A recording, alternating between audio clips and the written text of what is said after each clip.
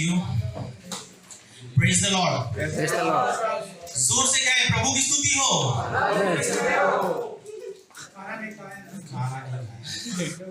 प्रभु की स्तुति हो। प्रभु की स्तुति हो। God is good All the time. Always.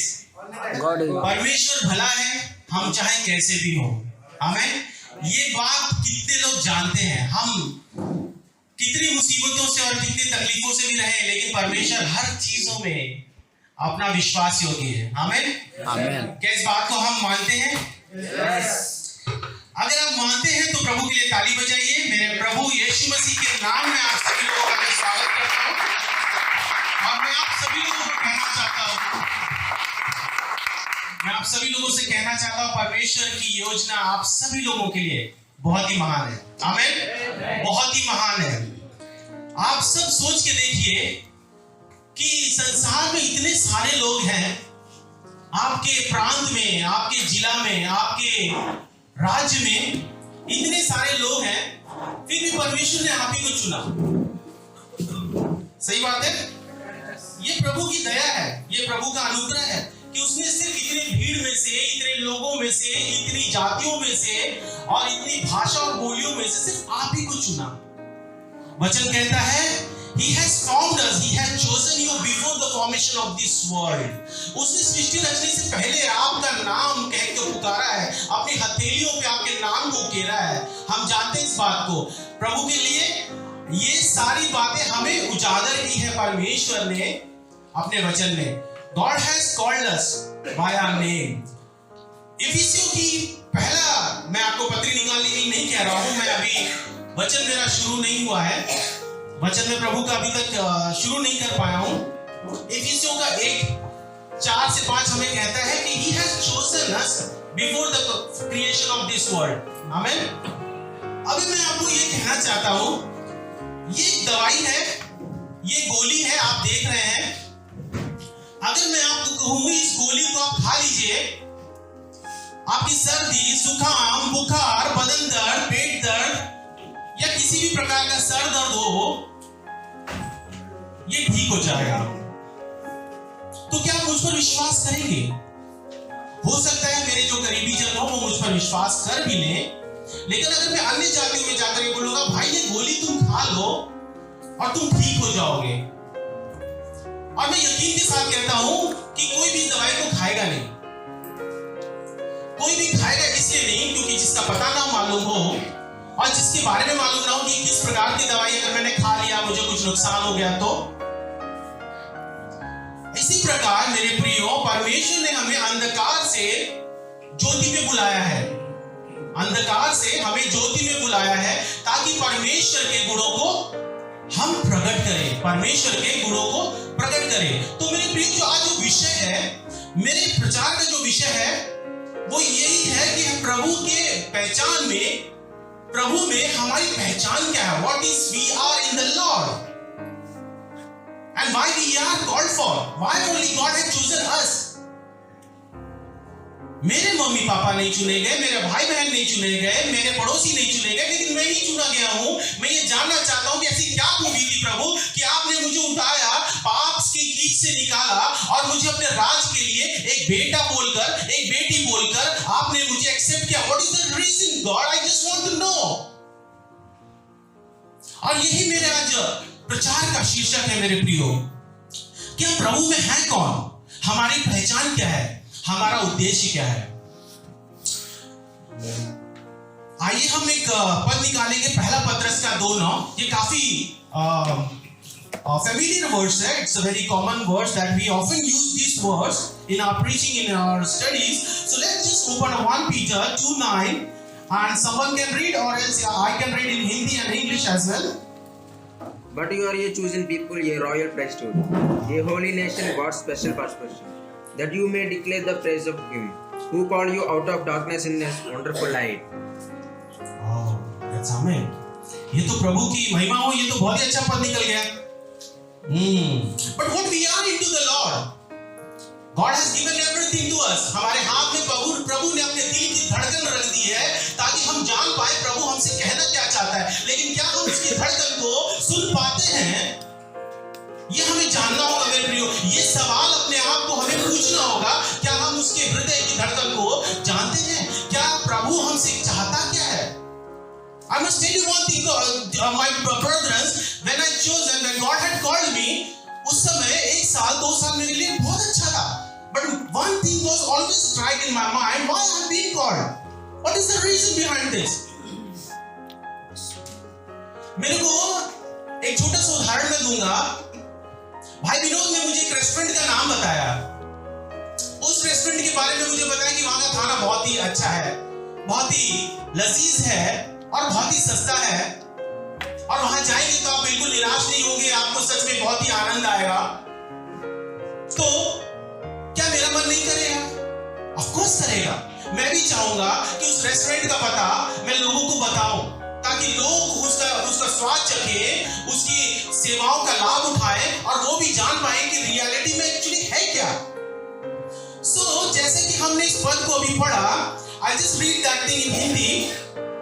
पर तुम एक चुना हुआ वंश और राजपदधारी, याजकों का समाज और पवित्र लोग और परमेश्वर के निज प्रजा हो, इसलिए कि तुम्हें अंधकार में से अपनी अद्भुत ज्योति में बुलाया गया है, ताकि उसके गुणों को प्रकट करें। My dear brothers, my question is, God had called us from the darkness to the light, and that light is also not a simple, not an ordinary light. It's written in English, marvelous light. What it means, it's not just an ordinary light, it's written a marvelous light. और ये जो रोशनी है, ये परमेश्वर की रोशनी है, जिसे अद्भुत रीति से कहा गया है। ये ज्योति सर्वश्रेष्ठ ज्योति है। ये रोशनी हर ज्योतियों के ऊपर में चमकने वाली ज्योति है, जो कि हमें उसके गुणों को और उसने वो जो काम हमारे लिए निर्धारित किया है, वो जगत में जाए और लोगों के सामने उसकी रोशनी को प्रकट करें। एफिसियों की 5 अध्याय का 8-9, Ephesians 5:8-9, it also says we are called as a children of light, right? We are called as a children of light. So what are the rules that we have to do?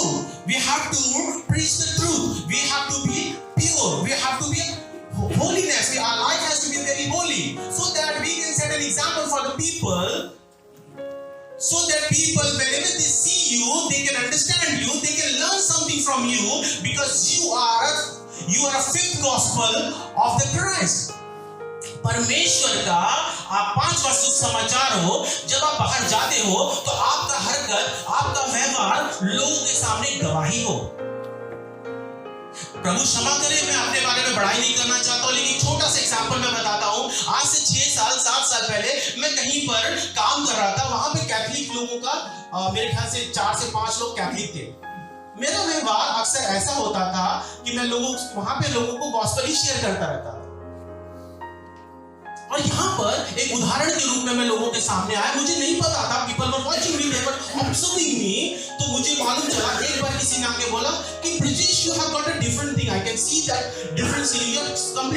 You're completely different thing.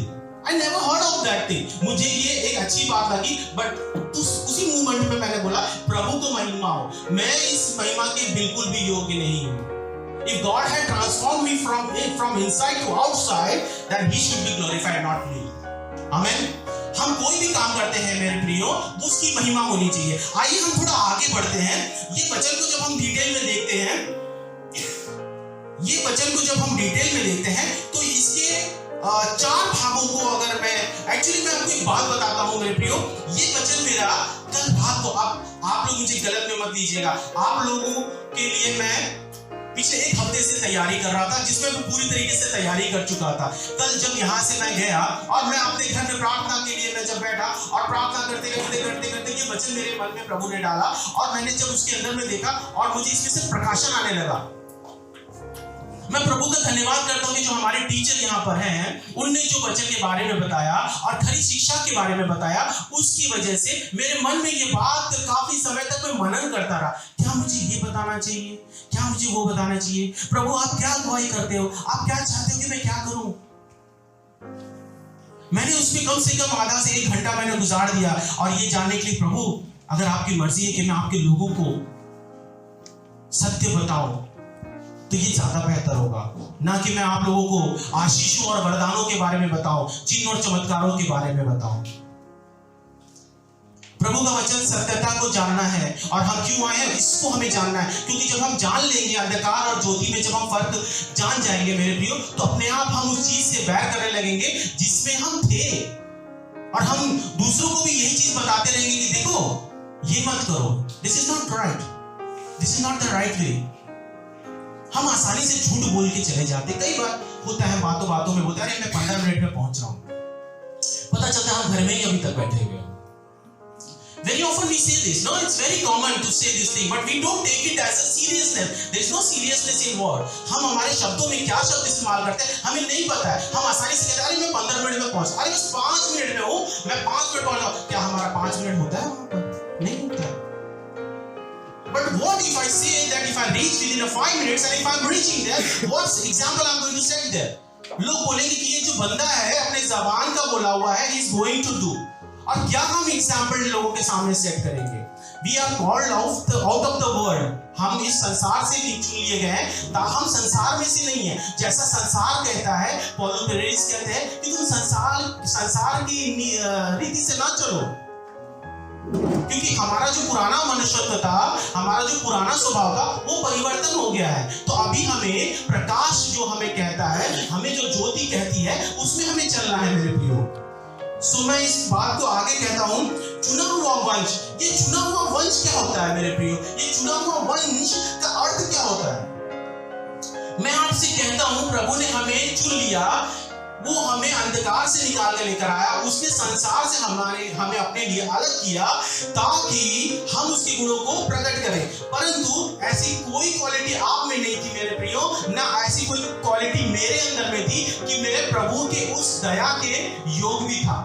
आमीन। मेरा प्रभु इतना दयालु है, इतना प्रेमी है कि मैं कितना भी पाप करूं, अगर मैं उस पाप में था और उस पाप की गुनाहों की क्षमा मांगता हूं, तो मेरा प्रभु अभी भी हाथ बाहें फैलाए मुझे कहता बेटा आ जा, बेटा आ जा, मैं तेरा इंतजार कर रहा हूं। ठीक उस उड़ाऊ पुत्र के समान, जो प्रोडिगल सन का जो स्टोरी हम जानते हैं, हमारा पिता हमेशा बाहें फैलाए हुए अपनी निगाहें हम पर बनाए रहता है कि बेटा तू किसी भी प्रकार के पाप में मत पड़ना।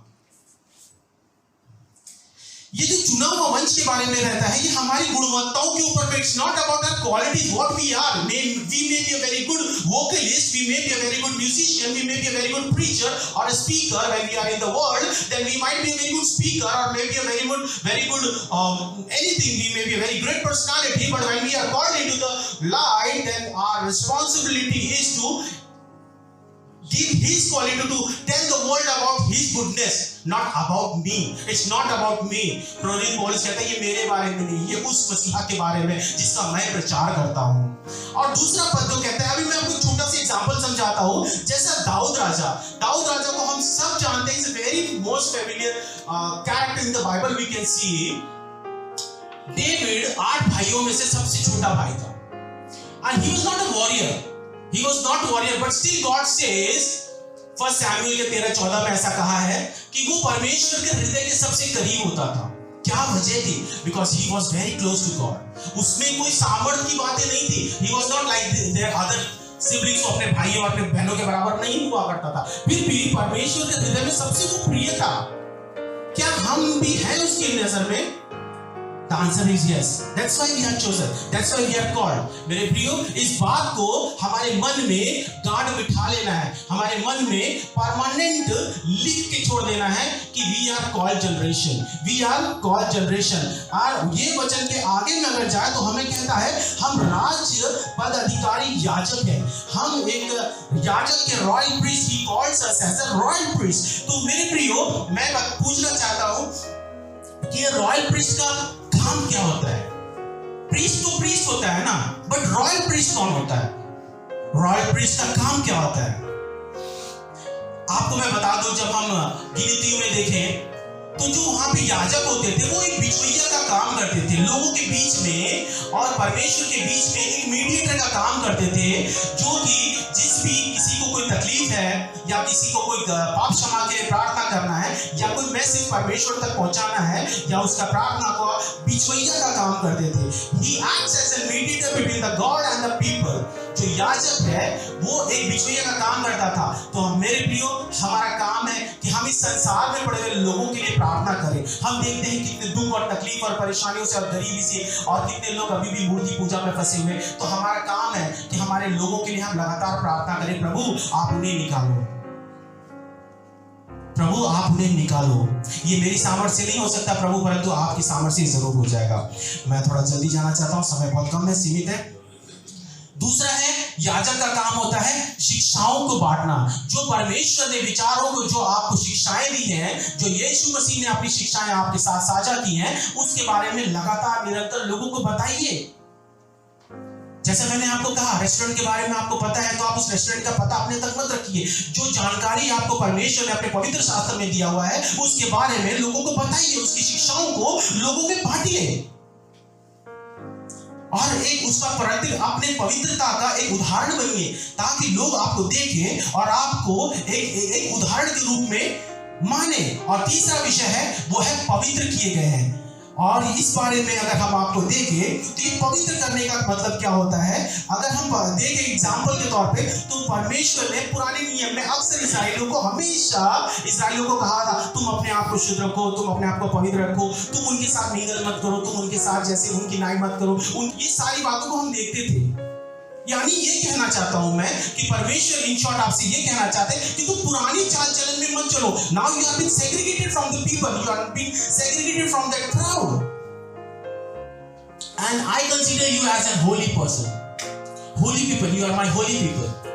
तो हमें जैसे कि उसमें कहा गया कि जितने भी इस्राएलाइट थे उनको कानानी से, यूरोप, इजिप्शियन से, जितने भी मिस्र थे, फिलिस्तीन से, मोआबाइट से, उन सब से उनको अलग कर दिया गया, तुम उनकी नाई ना चलो। लेकिन वो फिर भी नहीं मानते थे। उसी प्रकार से इस्राएलियों को जैसा परमेश्वर ने अपना प्रिय जाना था, उसी प्रकार से हमें अन्य जाति में होते हुए हमें परमेश्वर ने चुना, और ताकि हम उसकी पवित्रता में रहें। आमीन। और एक दूसरा आखिरी बात है जो मैं बता दे के आगे खत्म करना चाहूंगा, उसकी निज प्रजा होने के लिए हमें बुलाया है। ये जो आखिरी विषय है, निज प्रजा होने के लिए हमें बुलाया गया है। यीशु मसीह ने अपने पवित्र लहू से हमें मोल देके खरीद लिया। जब कोई चीज हम खरीद लेते हैं, उस चीज का मालिकाना हक वो व्यक्ति के पास होती है जिसने उसे पे करके लिया। That's true. ये सही बोल रहा हूं मैं? तो ये बात याद रखिए आप सब लोग कि जब हम प्रभु ने हमें मोल देके हमारे पापों से हमें छुड़ाया है और उसके राज के लिए एक बेटा और बेटी बोल के हमें बुलाया है, तो हमें इस बात को नहीं भूलना है कि वो जो कहता है उस पे हमें चलना है। उसने जितनी भी आज्ञाएं दी हैं उस पे हमें बने रहना है, ना इधर ना उधर। हमारे शिक्षाएं कहीं भी तोड़ मरोड़ की नहीं होनी चाहिए। हमारी शिक्षाएं जो हमने सीखा है लोगों को लगातार बताते रहना चाहिए। आमीन। एक एग्जाम्पल के तौर पे मैं आपको बताना चाहता हूं, जैसे मैंने आपको ये कहा, ये दवाई आप यूं ही नहीं खाएंगे, ये हम हैं फिर मेरे प्रियो। ये जो मैंने आपको एग्जाम्पल कहा, this is we are in the darkness when we were. ये हम वो है प्रभु के नजर में जब हम अंधकार में थे और जब हम परमेश्वर को नहीं जानते थे। मेरे प्रियो, परमेश्वर ने अपनी आत्मा देकर इस पैकेज के अंदर में हमें पैक कर दिया। अब इसका डिकोड करना कि इसके अंदर में केमिकल कॉम्पोजिशन क्या है, या तो इस पैकेट के पढ़ने के बाद मुझे पता चलेगा, या तो किसी केमिस्ट के पास या किसी लैब टेस्ट में अगर मैं जाऊं तो वो इसको डिकोड करके बताएगा कि इसके अंदर में क्या केमिकल कॉम्पोजिशन है, ताकि मुझे सुनिश्चित हो जाऊं कि इसके अंदर में क्या है और इसको खाने से मुझे क्या लाभ होगा। इसके अंदर में पैरासिटामोल कंटेंट है, इसके अंदर में फिनाल्फिलिन है, इसमें बहुत सारे केमिकल कॉम्पोजिशन, जिससे सर्दी जुकाम केमिकल कॉम्पोजिशन है जो मैं अगर नाम लूं तो शायद आप ना समझ पाएंगे और लेने में मुझे भी कठिनाई होगी। तो ये सारे जो कॉम्पोजिशन लेने के बाद हमारा शरीर स्वस्थ हो जाता है। लेकिन अगर मैं ऐसे ही आपको दूं तो आप नहीं लेंगे। क्यों नहीं लेंगे? Because still you are not packed in the holy spirit. आप जब तक पवित्र आत्मा के अभिषेक में नहीं चलेंगे, परमेश्वर के वचन को नहीं समझ पाएंगे, और परमेश्वर के वचन को नहीं समझ पाएंगे तो उसके उद्देश्य को नहीं समझ पाएंगे, और जब उसके उद्देश्य को नहीं समझ पाएंगे तो हम चलेंगे कैसे? हम चलेंगे कैसे मेरे प्रिय? एक दिन और हमारा जीवन में चला जा रहा है, एक दिन और हम क्लास आते हैं, हम बैठते हैं, हमारा समय गुजारते हैं और हम उस समय के मूल्य को नहीं पहचानते हैं और चले जाते हैं। मेरे प्रिय, हम प्रभु की ज्योति में आए हैं ताकि उसकी ज्योति को लगातार अपने अंदर में बढ़ाते जाएं। हम जब आते हैं शिक्षा के लिए, हम जब आते हैं प्रचार सुनने के लिए, या जब हम कलीसिया में आराधना करने के लिए आते हैं, मेरे प्रियो आके ऐसे बैठ के मत जाइए। Always come with an expectant heart. You should have that expected heart so that God can work in your life. You should not come simply like an attendant, going and just simply going as if you are doing a great thing for the people, for the God. मैंने last time एक word आपसे कहा था, वही चीज मैं आज भी कहना चाहता हूँ। परमेश्वर फिर भी परमेश्वर है, अगर हम उसको महिमा दें या ना दें। परमेश्वर फिर भी परमेश्वर है, चाहे हम उसको महिमा दें या ना दें। लेकिन एक बात हमें याद रखना है मेरे प्रियो, हम परमेश्वर के बिना कुछ भी नहीं है। We are nothing without him. हमारा हृदय, हमारा मन, हमारा चाल चलन, हमारा घर में बैठना, बोलना, चलना, हमारा सोचना उसकी रीति के अनुसार होना चाहिए। That is what we are called for. ये Peter, 1 Peter 2:9 it says about that only, कि हम उसके गुणों को लगातार प्रकट करते जाएं। और क्या कहा है मालूम है? लगातार। It's not like a one time that we have to do it and then we have to forget. No, it's not, nothing is saying like that. We have to do it continuously. हम कहीं पे दुकान में जाते हैं, प्रभु के बारे में सोचिए। Your activity has to be in such a way that people should look Christ through you, through your life. हम सिर्फ ऐसे ही नहीं बोल के समय गुजारना है मेरे प्रियो। हम जब भी आते हैं, मैं तभी एक बात आप लोग से कह के खत्म कर देना चाहता हूं कि जहां पर भी हम बैठते हैं, ये आशा करके, चाहे वो सभा आनंद से भरा हो, रुचि से भरा हो या बोरियत से भरा हो, लेकिन एक याद रखिए, उसका लाभ उठाए। अपने अंदर आलस्य को ना आने दे, अपने अंदर नींद को ना आने दे, और बोले प्रभु मैं अपना सब काम छोड़कर आ रहा हूं ना, तो मुझे आप सहायता करिए ताकि मैं अलर्ट रहूं, ताकि मैं जागता रहूं, और जो कुछ भी मैं सीखूंगा मेरे लिए लाभदायक होगा, मेरे आत्मिक जीवन के लिए लाभदायक होगा, ना कि मैं ऊँघूं बैठ के यहाँ पर। राइट? यस। तो हम कोशिश कर सकते हैं। See ultimately we all are in body. हमारे अंदर में आलस होता है, नींद आती है, थकान होता है, उबासी आती है, जमाई आती है, सोने की इच्छा होती है। बट एक चीज अपने आप से कहिए, मैं ये क्यों कह रहा हूं? क्योंकि ये चीज मैं अपने लाइफ में प्रैक्टिस करता हूं। I'm very calculated person. If I'm coming from all the way from my office or maybe say like 15-20 kilometers, so मैं ये सोचता हूँ कि अगर मुझे नींद आ रही है तो मैं नहीं सोऊंगा। क्यों नहीं सोऊंगा? क्योंकि मैं सोऊंगा तो मेरा आने का काम क्या हुआ? राइट? प्लीज इस बात को एज अ छोटा सा सजेशन, अपना भाई होने के नाते, छोटा भाई, बड़ा भाई, आप कुछ भी कहिए, होने के नाते छोटा सा एक सजेशन ले लीजिए मेरे से। अपने आप को अलर्ट रखिए। क्या पता उस पर्टिकुलर सभा में या उस शिक्षा में, उस क्लास में, पता नहीं प्रभु आपके जीवन में क्या चमत्कार कर दे। जैसा मैं प्रभु को धन्यवाद करता हूं। ये प्रचार मेरा विषय नहीं था। मैं तो ये डर रहा था कि मैं इसको प्रॉपर्ली डिलीवर कर पाऊंगा कि नहीं, या आप लोगों के बीच तक मैं जो संदेश पहुंचाना चाहता हूं पहुंचा पाऊंगा कि नहीं। मैंने बोला प्रभु, सुबह उठ के, प्रभु मुझे नहीं मालूम है मैं पहुंचा पाऊंगा कि नहीं, लेकिन मैं जानता हूं ये आपका वचन है। आपका वचन है, आप गूंगे बहरों तक भी पहुंचा दोगे। आमीन। मैं जानता हूं ये उसका वर्ड है, this is his word and this word is living word. वो कहीं भी कैसे भी उसके लोगों तक पहुंचा देगा, अगर उसके लिए प्रभु ने उसके प्रति योजना बनाए रखी है। God has got really something wonderful plan for that person. Somehow he will deliver. Somehow he's going to touch your life, right? So इस बात को कहते हुए मैं खत्म करता हूं, टाइम हो गया है। तो हमें अपने आप को हमेशा परमेश्वर में बनाए रखना है। जैसे कि एक एग्जांपल मैं आपको कहूंगा, जैसे light house. You know what is the function of light house? Light house जो होता है ना, वो शिप को डायरेक्ट करता है किधर जाना है। राइट? वो शिप को डायरेक्ट करता है किधर रुकना है। अगर उस एरिया में 2-4 शिप्स है तो एक दूसरे से कम्युनिकेट कर लेती है, उनको पता चल जाता है there is a ship in front of there और बिहाइंड देयर और beside there, so they come to know कि हां ओके देयर इज, सो वो अलर्ट हो जाते हैं। मेरे प्रियो, we are also like this lighthouse. हमें लोगों को बार-बार सचेत करना है कि ये मत करो, ये गलत है, ये सही नहीं है। अपने लोगों को भी, और जब हम संसार में जाते हैं, एक बात मैं आपसे कहूं, ये बहुत आसान है। अपने लोगों में आप कभी भी करके देखिए, आपके अपने लोग कभी दूसरे को गुस्सा नहीं दिलाएंगे। बहुत आसान है, किसी को भी हर्ट कर दीजिए, दूसरे भाई माफ कर दो, oh yeah no problem, that's okay fine, right. लेकिन वो संसार में जाइए, सामने वाला उखड़ के बात करे तो, बाजार में जाइए, आपको कंट्रोल नहीं होगा। हो सकता है बोलेगा अरे यार मसीहत गई, अभी मैं तुझे बताता हूं मैं कौन हूं, right. we may say that because हमारा पुराना स्वभाव वापस आना शुरू हो जाता है, but when we are in this territory, no, we are the best holiest person in the world. हमसे ज्यादा पवित्र कोई नहीं है मेरे प्रियो। मैं आपसे बस यही एक बार लास्ट बार कहना चाहता हूं, अब पता नहीं कब प्रभु मुझे ये मौका देंगे, क्योंकि अब हम आखिरी दिनों में चल रहे हैं, मात्र 4-5 दिन 6 दिन और रह गए हैं। प्रभु का अगर अनुग्रह हुआ तो शायद अगर मैं आप लोगों के बीच में वापस कभी आने का मौका मिला तो मैं जरूर आऊंगा, प्रभु के बारे में और ज्यादा डिटेल में आप लोग को बताऊंगा। हमें प्रभु में बने रहना है, no matter what situation it is.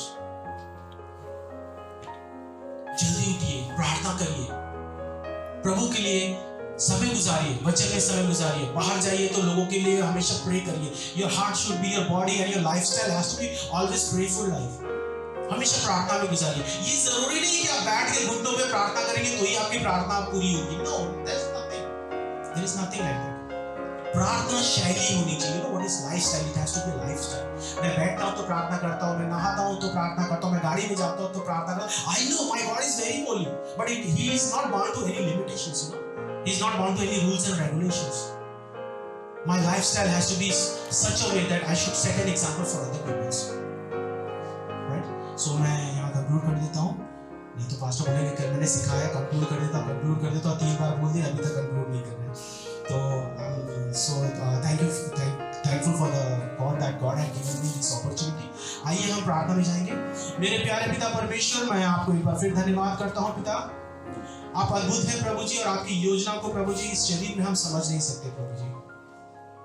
प्रभु आप सा मन दीजिए प्रभु, आपका हृदय दीजिए प्रभु जी, आपकी धड़कन को हम समझ सके प्रभु जी, वो गहराई दीजिए प्रभु जी। हम आपको समझना चाहते हैं प्रभु जी, हमारे मनों को अपनी इच्छा के अनुसार परिवर्तन करें प्रभु जी। हम इस संसार में रहते हैं प्रभु, परंतु संसार की रीति से न चले प्रभु जी, आत्मिकता की रीति हमारे अंदर में डाल दीजिए प्रभु जी। प्रभु जैसा ये वचन हमने शेयर किया है पिता प्रभु, जो आपका वचन जीवित और दोधारी वचन है प्रभु जी, इसे प्रभु जी लोगों के जीवन में प्रबल होने का आशीष दीजिए प्रभु जी। हर कोई प्रभु खाली हाथ से न जाने पाए, हर कोई के जीवन में बदलावट आने पाए प्रभु जी। मैं धन्यवाद करता हूं और विश्वास करता हूं लोगों के जीवन में परिवर्तन होने के लिए प्रभु जी।